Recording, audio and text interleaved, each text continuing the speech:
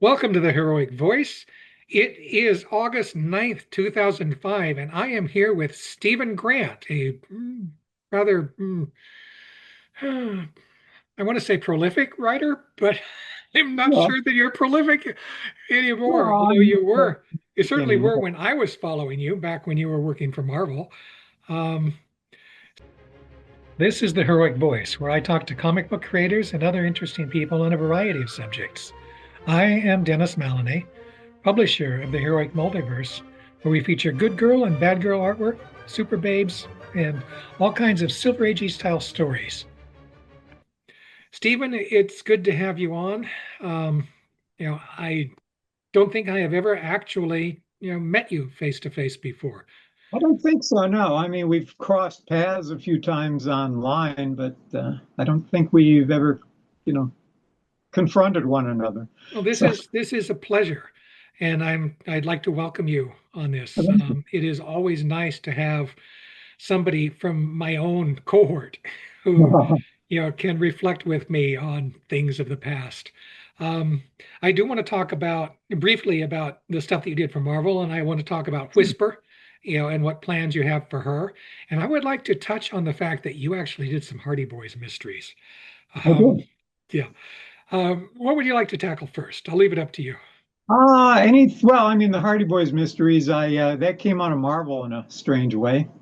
Um, I had done I had been writing Spidey super stories for Marvel because basically I was expendable, so I was someone that they could put on that without hurting their other books because they preferred to have good writers on their other books. And I was not, I was never a real hardcore Marvel insider. You might think so from the looks of the credits, but I was never one of the core writers there. And and so I ended up doing Spidey Super Stories, and through that, I ended up doing the Spidey Super Stories feature in the Electric Company magazine that the Children's Television Workshop is publishing. And the people who were doing that then split off, then left there and started their own packaging firm for book. And one of the first things that they started, well, the second thing they started, they did a early teen adventure series. What was it? God, I don't remember the name of it now. It was something race, something or other, with a kid whose uncle was a spy, so he keeps getting involved in these ridiculous adventures. And out of that grew they managed to sell them on revamping the Hardy Boys for the 1980s, and brought me in on that. Um, and I had written two of the novels of the other thing. Race Against Time, I think was the name of it. And and so then they started doing the Hardy Boys case file. So I was one of the three main writers on that in the early days. And I ended up writing seven or eight of those. But yeah, so I helped read. It was great fun doing those. It was they started them out wanting to do men's adventure novels where men's like the Executioner and such were very big in the marketplace. So they started out with this idea of doing about revamping the Hardy Boys is basically a two-boy war against crime series. What? And that's what I called it. That's what I called it. They didn't phrase it that way, but that was my name for it. It was two-boy war against crime because that was the basic concept. And it started out that way and we quickly started getting more and more rules involved as the books went along. So it got a little kind of strained by the end by my last novel for them, but the early ones were a lot of fun. So Oh, that's cool. I mean, but the Hardy Boys were just basically brother detectives. yeah, So but they changed that up some. They weird. That is so weird. I've never read any of the modern stuff, but I liked the Hardy Boys. I liked Nancy Drew when I was a kid. Well, the first one that I wrote was called Cult of Crime, and it starts with a chapter completely unexplained of Frank Hardy wandering the streets homeless. And of Okay. course, the plot is, and spoilers, he's going undercover to infiltrate a cult to rescue a friend, but he has to go through this routine to get there. So it looks like he's being, for the first like two or three chapters, it looks like he's being recruited into a cult. Uh, So, that's the kind of thing. So they're doing things like that. So it's a little Misdirection. well, I mean, but it's a little more dangerous is probably the word than the early, than the stuff that they were writing in the 1930s. But the interesting thing about that is that I knew Stan Lee just a little bit. Like he recognized me, but he never remembered my name, which was fine. But the one thing he Yes, did remember, that is perfect stand. the I one thing, yeah. the one thing he did remember was that I was the guy who wrote the Hardy Boys because he Ah, was a huge Hardy Boys fan when he was a kid in the yeah. 30s. Hmm. And so it's like, you wrote the Hardy Boys? And it's like, and he was just so excited that I was writing the Hardy Boys. But, I never had any deep conversations with him or anything. That's the same thing with me. I knew Stan, right? He recognized me whenever he saw me, but his memory was shot. It's always been yeah, shot, right? Stan could never remember anything. Um, so there's a lot, I can sympathize with that because I have trouble now remembering people's names unless I'm very familiar with them and it's not because I don't remember names, but because I've got like millions of fictional names running around in my mhm. head. Remember the characters I'm working on better than I remember other people. So, Well, let's take a step back from Spidey Super Stories. How did you actually first get into Marvel? well, Roger Stern asked me to write a Marvel 2-in-1. Stern. Well, I knew Roger from fandom, and I used to crash with him when I went to New York to vacation. And I actually thought Marvel would never really be, that I was not a good fit for Marvel. And Roger kind of agreed with me, but in 1978, I was going in for a week over Easter, called him up and asked if I could crash with him. And he said, "Yeah, when are you going to get here?" And I said, "Sunday night." And he said, "Good, be ready to write an issue of Marvel 2-in-1 on Monday morning." And that was pretty much it. And it's like, what the hell? And and the thing was that he had just become an editor at Marvel because Jim Shooter had become editor in chief. So he made Roger and Al Milgrom editors. And and so Roger took over Marvel 2-in-1, which was at that point in such bad shape that he just wanted stories. He didn't really care how good or bad they were. It's just he just needed something to fill the space with.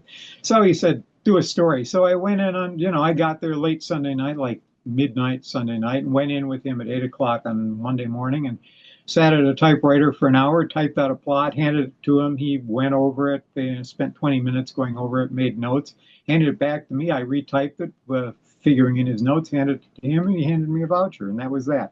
Huh. That's how I got into Marvel. Do you remember who you teamed the thing up with in that issue? Yes, Moon Knight, Really? because it was a How joke. strange. It was a joke. See, Yeah. I thought at the time, I thought, well, this is the only thing I'm ever going to write for Marvel, so I might as well just fool around with it. So I wrote, and he said, pick any character you want. And I was not a huge Moon Knight fan for reasons. And but I thought, okay, here's what I want to do. I want to guest star Moon Knight, and I want to write it in the first person. I want it narrated in the first person, so that you've got Stephen Grant narrating a Moon Knight story in the first person. And and it was a gag, and Yeah. that was pretty much the extent of it. And then a few weeks after I got home, I got this check in the mail, which was not a lot of money, but it was a lot more than I was making otherwise. And I thought, perhaps I'm being too hasty. And so I moved to New York and started writing started hanging around the Marvel offices, and they kept giving me work, and you know, that's pretty much how it started. You ended up writing a whole bunch of series briefly for them, Well, yeah, I mean, not just Moon Knight, but Defenders. Um, yeah, I was a fill-in guy. I was a guy who I got a reputation early on as the guy that you dragged in to write the stories that needed to be written that the regular writers didn't want to do, like the end of Omega yeah. and the true origin of Quicksilver and the Scarlet Witch, things like that. It's like things that we just don't want. The fans are pestering us for this, but we just don't want to be bothered. And you know, so I was of some use, but I made myself of some use. But I was never a core, like I say, I was never really a core writer there. Although you could be deceived into thinking so by looking at my output.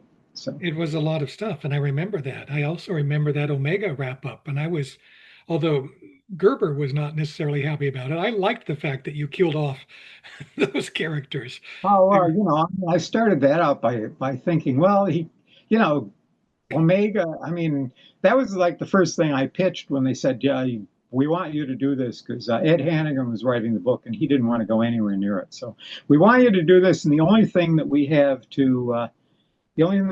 want is that everybody has to be dead by the end. Is that this has to be done and just finished with by the end with no chance of anyone saying, "Oh, we want another story." So that was the mandate to kill off Omega. And I looked at it and I thought, well, he's kind of dead he looks kind of dead at the end of his right at the end of his own run. And why don't we just leave him dead? The And they elegant, kind elegant solution. of, Um, let's talk about your own character briefly. Whisper, that was like 80, 82, 83, somewhere around there. October '83 was when it debuted. Yeah. I remember that because that was the deadline I gave Rich for the art. Because I said I want this book out by my birthday in 1983. So can you get it done by then? So that was that's what we were going for. And So Rich is, give a last name here. Larson, Rich Okay. Larson. He And hasn't done. He's done a lot of posters and things. He hasn't done a lot of comics work. Whisper was a female ninja, as I recall, Oh, fake female ninja. fake Yeah, female ninja. yeah. And it went for a certain number of issues. I don't remember how many because, Well, frankly, I never read the book. Well, that's all right. It was 37 issues with first, and before that it was two ish. Well, it was 37 and odd things with first. It was probably about 40 issues altogether with first, and then two issues with Capital before that. And Capital they had started about publishing Nexus and the Badger, and Whisper was the third book. But they were actually doing very well publishing comics, but the problem was they were also distributors. Problem. Yeah, it's a conflict of interest. Yeah. And other publishers said, we're going to pull our business if you're going to keep publishing comics. And they thought, well, we're making a lot more money just doing distribution than we are with comics. So it's probably we should get out of the comics business. So they didn't sold the line to first. So Hmm. So 37, 40 issues plus some odds and ends. yeah, There was something you did more recently. There was like a special issue. well, they wanted to. Boom asked me to revive Whisper for them, and I said, well, um, I will do a Whisper comic, but I don't want to do the same. I want this to be like the Earth One Whisper.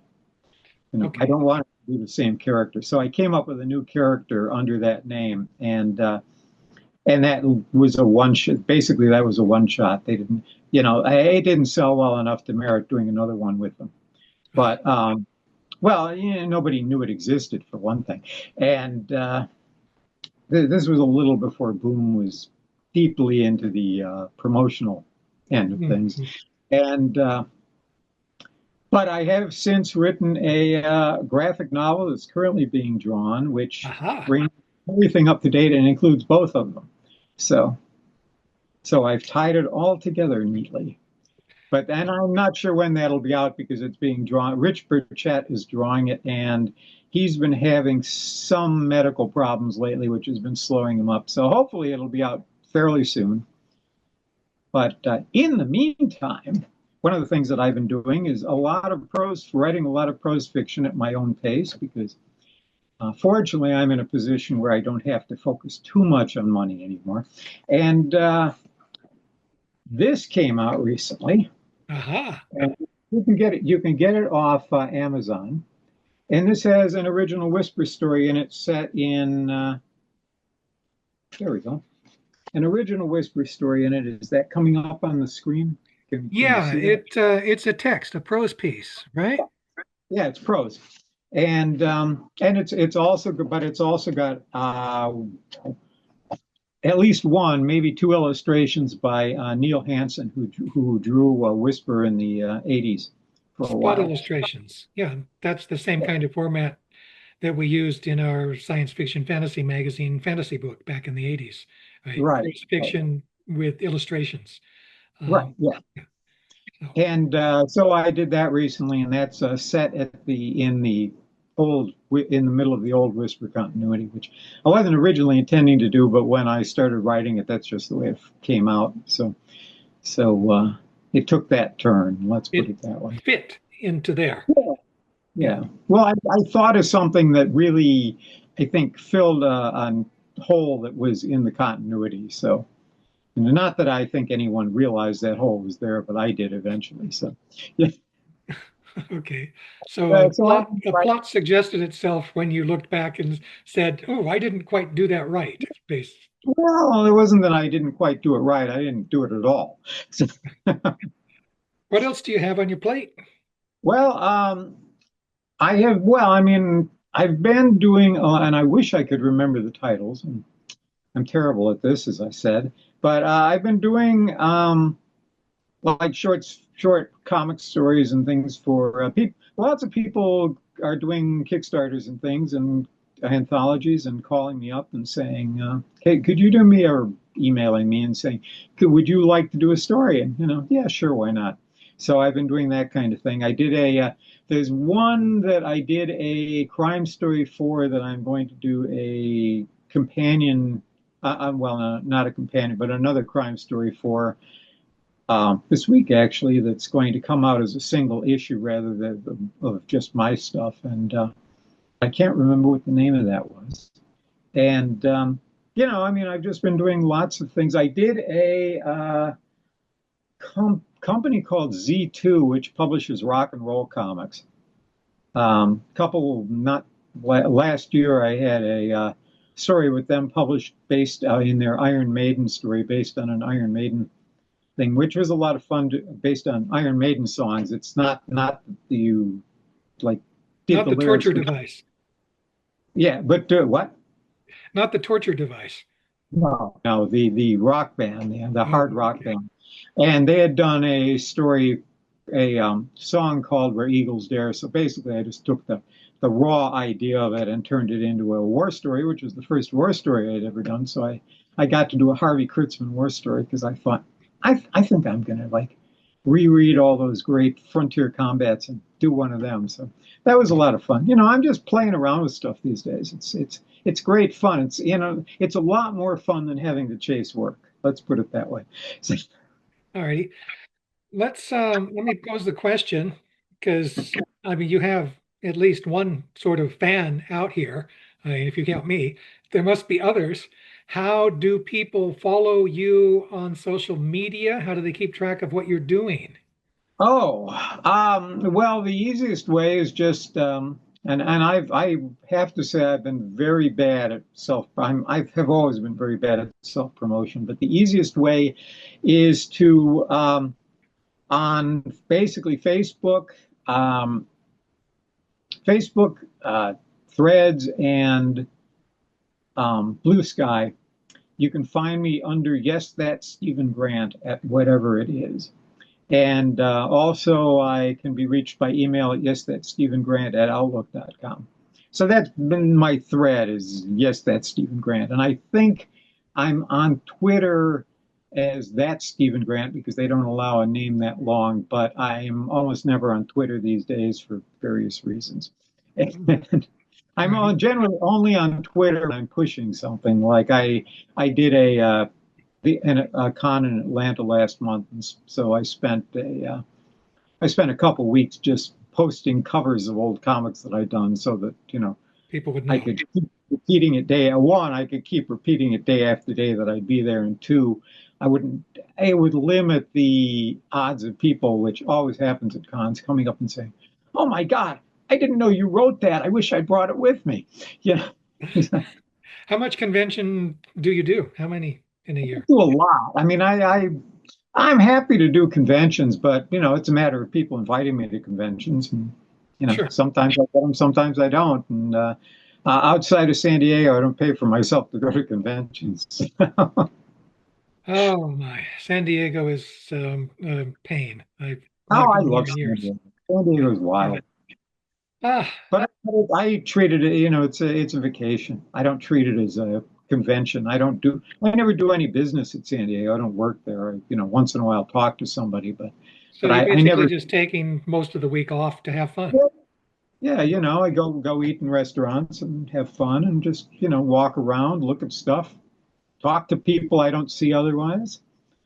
Is And there don't do, and I don't really treat it as let me put it this way, there's no economic necessity for me at San Diego. So I don't have to make my nut or go home sad. So is there a character, talk about possible regrets. Is a character that you would have liked to have done that you never were able to do, whether it's Marvel or DC or somebody from well, another company. I had to regret is a bit strong. I mean, I worked on a lot of characters. The one I would like to do actually is the elongated man. I'd love to do the elongated man. Oh, teaming up Uh, with the Hardy Boys. yeah, basically, because you could do him as a completely different kind of character. He doesn't have to be playing him as a superhero is a stupid idea.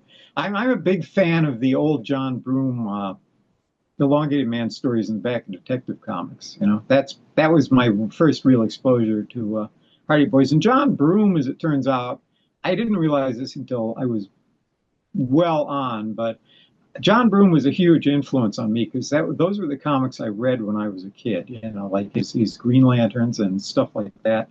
And his elongated man. His elongated man was basically Nick and Nora Charles. Hmm.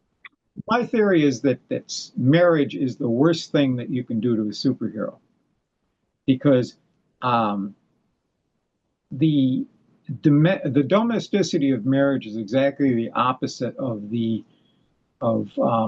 what makes superheroes interesting. But the elongated man beat that because he and his rich wife just both became world hoppers, and there was like no standard domesticity involved.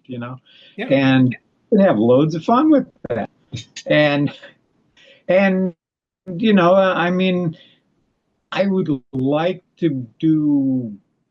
I mean, one of the things about it is that people just don't understand anymore is whimsy, and I would like to do a character with a sense of whimsy, and I think the elongated man would be built for that. But I don't know how well they could market it because no one really, like I say, no one really thinks in those terms anymore. But it would be a lot of fun. I could have a lot of fun doing that. But it's like I'm not desperate to do it.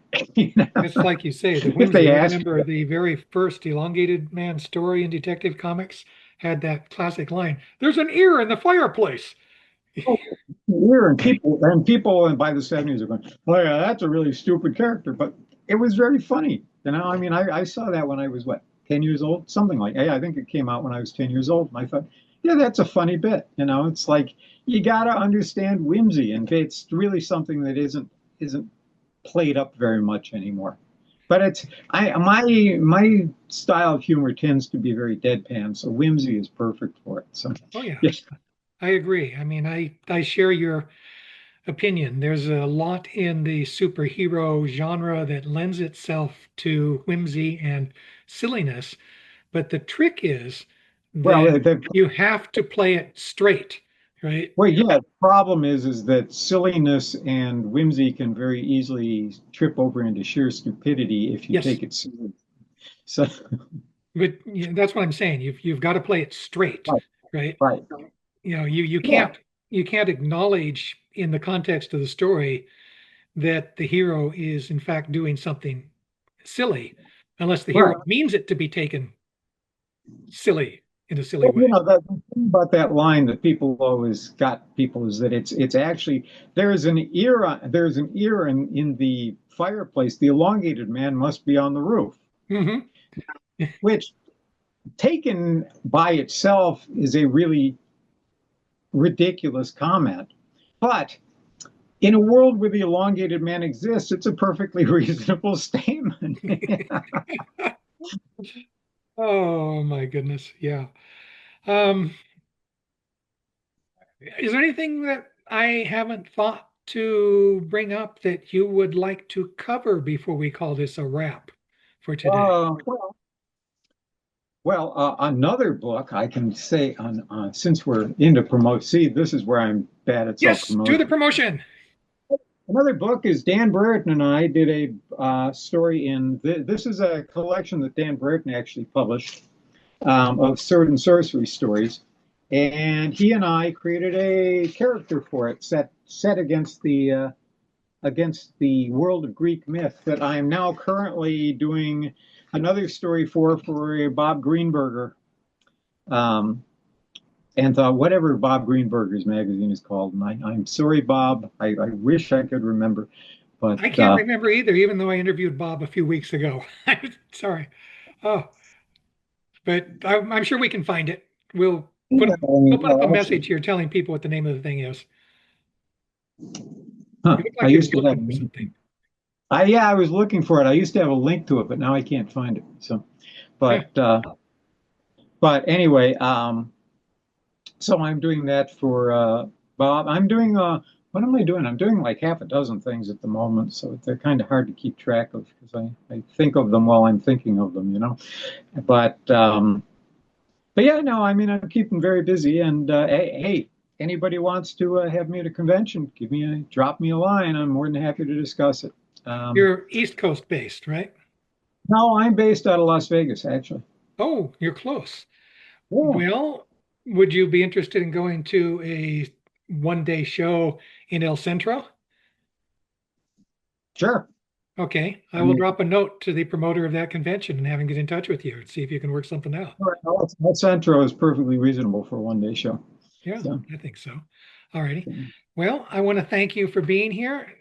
Stephen, any words of advice before we stop here to up and coming, potential writers for the comic book industry or people who just want to get some prose fiction into print? advice. I wish I had good advice, but the market change. I mean, I don't really have any market advice because the market changes so rapidly. I'm hardly, one to give advice on how to get work at Marvel and DC these days. Um, but I was asked the same thing by some teenagers who were looking to break into writing and in Atlanta, and what I told them was um, basically keep your ear to the ground, but keep writing. Whatever you do, the basis of it all is you have to write. So You keep have to writing. You keep don't have writing. to write. Don't assume you're going to write perfectly to your first thing. Be as harsh on yourself as you can muster. But whatever you do, just keep writing because if you keep writing long enough, you will get good enough to you have to get good enough to be able to take advantage of it when you get lucky. And Exactly. that's probably my story is I was just barely good enough to take advantage of it when I got lucky. So, Well, Stephen, I want to thank you for being here. I want to encourage people who like this interview to press that like button, subscribe, and share with your friends. That is the only way we're going to grow the Heroic Voice channel is with the assistance of our viewers. So, Stephen, have a great weekend. Thank you again for maybe the third or the fourth time for being with me tonight. thank you very And much. let's do it again sometime. I'm happy to.